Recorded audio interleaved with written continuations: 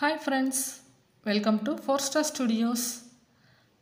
வாங்க இன்னைக்கு இந்த வீடியோவில் மணத்தக்காளி வத்தல் நம்ம வீட்டிலேயே எப்படி சுலபமான முறையில் செஞ்சு இது மாதிரி ஸ்டோர் பண்ணி வச்சுக்கலாம் அப்படின்னு பார்க்கலாம். கடையில் வாங்குறதை விட நம்ம வீட்டில் செய்யும்போது நல்ல ஒரு சுகாதாரமான முறையில் இதை ரெடி பண்ணி வச்சுக்க முடியும். ஒரு வருஷம் ஆனாலும் கெட்டு போகாது. எல்லா விதமான காரக்குழம்பு, புளிக்குழம்பு, அப்புறம் வத்த குழம்பு எல்லாத்துக்குமே இதை யூஸ் பண்ணலாம். இப்போ வாங்க இதை எப்படி செய்யலான்னு பார்க்கலாம். பாருங்கள், மணத்தக்காளி அந்த காய் இருக்குல்லையா, மணத்தக்காளி கீரையில் இந்த மாதிரி காய் கிடைக்கும். நான் ஒரு கட்டு மணத்தக்காளி கீரை வாங்கினேன். அதில் இவ்வளவு மணத்தக்காளி காய் இருந்தது. இதை வேஸ்ட்டாக தூக்கி போடுறதுக்கு எனக்கு மனசு வரல. பாருங்கள் எவ்வளவு சூப்பராக பச்சை பசேல்னு பார்க்கவே ரொம்ப சூப்பராக இருந்தது. சரி, ஒரு கட்டு கீரையிலேயே இவ்வளவு மணத்தக்காளி விதை கிடைக்கும் போது நம்ம இதை எதுக்கு தூக்கி போடணும், அதை ஒரு வத்தலாக செஞ்சு ஸ்டோர் பண்ணி வச்சுக்கலாம் அப்படின்னு சொல்லிட்டு நான் இப்போ ரெடி பண்ணிக்கிட்டு இருக்கேன். இப்போ பார்த்தீங்கன்னா அதில் ஒன்று பிளாக் கலரில் இருக்கிறது மணத்தக்காளி காய் நல்லா பழமாக மாறிடும். அதை அப்படியே கூட சாப்பிடுவாங்க. நான் அதையும் இதிலே கூட சேர்த்து வத்தலாகவே ரெடி பண்ணிக்கலான்னு போட்டுட்டேன். இப்போது கொஞ்சமான அளவில் நான் செய்கிறேன். நீங்கள் அதிகமான அளவில் கூட செஞ்சு வச்சுக்கலாம். இதுக்கு தேவையான அளவுக்கு மட்டும் நான் கொஞ்சமாக உப்பு சேர்த்துக்கிறேன். நீங்கள் எவ்வளவு மணத்தக்காளி காய் எடுக்கிறீங்களோ அதுக்கேற்ற மாதிரி நீங்கள் உப்பு சேர்த்துக்கோங்க. நான் ஒரு கட்டு கீரையில் உள்ள அந்த விதையில தான் நான் செஞ்சு காமிக்கிறேன். நீங்கள் அதிகமான அளவில் வேணும் அப்படின்னா நீங்கள் கீரை கொண்டு வருவாங்க இல்லையா, அவங்கள்ட்ட கூட சொல்லி வச்சிங்கன்னா கொண்டு வந்து கொடுப்பாங்க. அதுக்கப்புறம் உப்பு சேர்த்துட்டு நல்லா கெட்டியான தயிர் 2 ஸ்பூன் சேர்த்துருக்கேன். நான் எடுத்துருக்கிற அளவுக்கு நான் 2 ஸ்பூன் சேர்த்துருக்கேன். நீங்கள் அதிகமாக எடுத்துக்கிட்டிங்கன்னா இன்னும் கொஞ்சம் அதிகமாக சேர்த்துக்கோங்க. தயிர் கொஞ்சம் கெட்டியாக இருக்க மாதிரி பார்த்துக்கோங்க, தண்ணியாக இல்லாமல். இப்போ இந்த உப்பு தயிர் ரெண்டையும் இந்த மணத்தக்காளி அந்த காயில் சேர்த்து நல்லா ஒன்றா வர மாதிரி மிக்ஸ் பண்ணி விட்டுடுங்க. தயிர் ரொம்ப எக்ஸஸாக போட வேணாம். கொஞ்சம் அதில் இந்த காயில் கோட் ஆகி இருக்கிற மாதிரி இருந்தால் போதும்.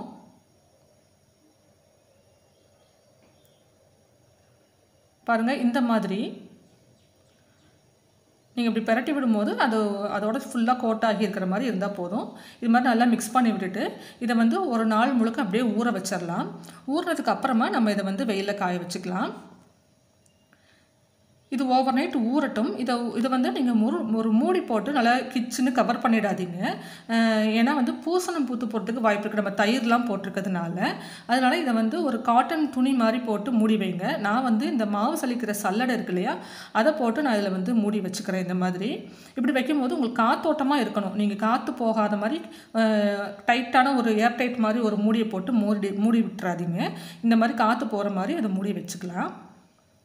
இது ஒரு நாள் முழுக்க இந்த தயிர் உப்புலையே இது நல்லா ஊறட்டும்.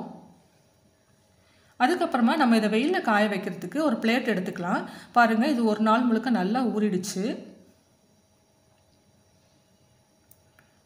இப்போ இது ஒரு பிளேட்டில் கொட்டி அப்படியே பரப்பி விட்டுட்டு நம்ம வெயிலில் காய வச்சுக்கலாம். வெயிலில் காய வைக்கிறதுனால பிளாஸ்டிக் பிளேட்லாம் எடுக்காதீங்க. கொஞ்சம் எவர் சில்வர் மாதிரி இருந்ததுன்னா நல்லாயிருக்கும். இப்போ இதை பிளேட்டில் போட்டுட்டு நல்லா ஸ்ப்ரெட் பண்ணி விட்டுருங்க. ஸ்ப்ரெட் பண்ணி விட்டுட்டு நல்ல வெயிலில் 2 நாள் அல்லது 3 நாள் காய வச்சு எடுத்துக்கணும். அதில் கொஞ்சம் கூட அந்த ஈரச்சத்தே இல்லாமல் அது நல்லா ட்ரை ஆகி நல்லா சருகாக காஞ்சிடணும். உங்களுக்கு அதை நீங்கள் காஞ்ச பிறகு அந்த வத்தல் நீங்கள் இப்படி ஒரு பாக்ஸில் போட்டு இப்படி ஆட்டிங்கன்னா நல்லா குளுக்குனா நல்லா சவுண்டு கேட்கணும். அந்த அளவுக்கு அதில் ஈரச்சத்தே இருக்கக்கூடாது.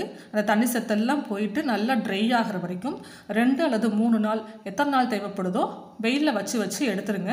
காலையில் வச்சுட்டு நைட்டு எடுத்து மூடி போட்டு, அதாவது நான் சொன்னேன் இல்லையா, அது மாதிரி காற்று போகிற மாதிரி மூடி போட்டு எடுத்து வச்சுடுங்க. இப்போ நான் 2 நாள் தான் காய வச்சேன். நல்லா காஞ்சிருச்சு. நான் 2 நாளே இந்த பிளேட்டை இந்த சல்லடையை போட்டு அப்படியே மூடியே தான் வச்சுருந்தேன். அப்படியே கொண்டு போய் மேலே வெயிலில் வச்சுட்டு திரும்ப எடுத்துகிட்டு வந்துட்டேன். பாருங்கள், 2 நாள்லேயே நல்லா ட்ரை ஆகி கொஞ்சம் கூட ஈரப்பதமே இல்லாமல் நல்லா சருகாக காஞ்சிடுச்சு. இந்த மாதிரி எடுத்துகிட்டு நீங்கள் ஸ்டோர் பண்ணி வச்சுக்கிட்டிங்கன்னா வீட்டில் நீங்கள் காரக்குழம்பு, புளிக்குழம்பு, வத்த குழம்பு இந்த மாதிரியான குழம்புகள் செய்யும் போது தாளிப்போம் இல்லையா, கடுகு வெந்தயம்லாம் தாளிக்கும் போது இந்த வத்தல்லேருந்து ஒரு 4-5 வத்தல் எடுத்து போட்டு தாளிச்சுக்கிட்டிங்கன்னா ரொம்ப வாசனையாக இருக்கும். உங்களுக்கு அந்த காரக்குழம்புடைய வாசனை ரொம்பவே நல்லாயிருக்கும். இதே மாதிரி வீட்டிலையே நம்ம செய்யும் போது நல்ல ஒரு சுகாதாரமான முறையில் இந்த வத்தல்லாம் ரெடி பண்ணி வச்சுக்கலாம். இந்த ரெசிபி கட்டாயம் ட்ரை பண்ணி பாருங்கள். உங்களுக்கு யூஸ்ஃபுல்லாக இருந்தால் இந்த வீடியோவை லைக் பண்ணுங்கள். உங்கள் ஃப்ரெண்ட்ஸ் அண்ட் ஃபேமிலி மெம்பர்ஸ் கூட ஷேர் பண்ணிக்கோங்க. நம்ம சேனல் 4 Star Studios சப்ஸ்கிரைப் பண்ணி வச்சுக்கோங்க. தேங்க்யூ.